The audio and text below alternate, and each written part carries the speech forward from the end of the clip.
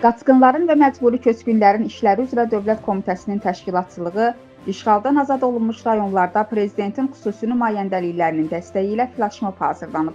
Bugün TV Baku WS saytına istinadən bildirir ki, böyük qayıdışın bütün ünvanlarında doğma yurd yerlərində sevinci, qüruru hər kəs bir cür ifadə edir.